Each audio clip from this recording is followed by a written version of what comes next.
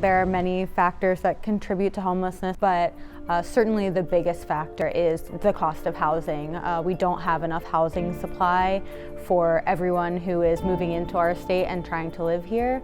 And most of the new housing supply we're creating is luxury housing, not affordable housing. It's hard to say which level of government should be taking full responsibility for homelessness. The cities certainly bear a significant responsibility. They are the ones who usually help decide where homeless shelters are going to be, where resources are going to be. But the county, the state, and the federal government all provide that funding, and that's kind of sometimes why it gets difficult, because nobody wants to take responsibility for it. Everyone wants to say, actually, this government should handle it, or this government should handle it.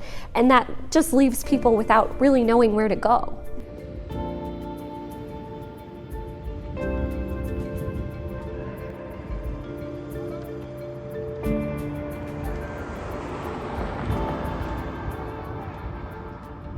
The zone is just south of downtown Phoenix, and it is an encampment, our largest homeless encampment in the state. At some times there can be over 1,000 people there, and it's basically taking up all the space around our existing large homeless shelter because there's not enough beds in the shelter, so people have kind of set up camp around it. I've met people in the zone who were elderly folks who work their whole lives and they get a Social Security check every month, but it's not enough to keep up with the rising rents here. You know, I've met single mothers who just can't afford the rents here. I've met people who are veterans. I've met people who are struggling with substance use. There's all different reasons that people become homeless, but at the end of the day, it's a systemic failure, not an individual one. There were neighbors who were upset that basically the streets had been overtaken and people couldn't get into their businesses or their homes because people were sleeping on the sidewalks. And they filed a lawsuit, and the judge ruled that the city of Phoenix has to basically break that whole thing up and tell people to move. The problem is we don't have any indoor place to send people to.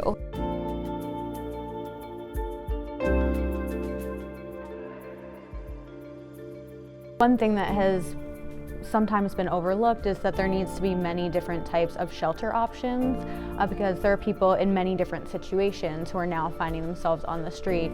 So the typical large congregate shelter, which is what people usually think of when they think of a homeless shelter, isn't going to work for everyone that we have experiencing homelessness in Phoenix now.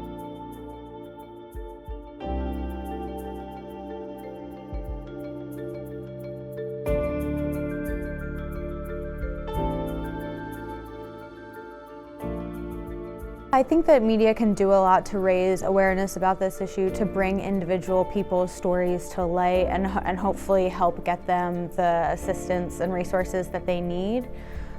I think it needs to be done really carefully because some media coverage and the way that homelessness is portrayed and the way that the zone is portrayed can be really dehumanizing for the people who live there. I also think that one thing that young people can do and anyone can do, and that I would love to see more of here in Arizona, is showing support for creating the resources that these people need, especially in your own neighborhoods. We call it not in my backyard, or NIMBYism. So everyone wants these things to exist, just not in my backyard, but they have to exist somewhere.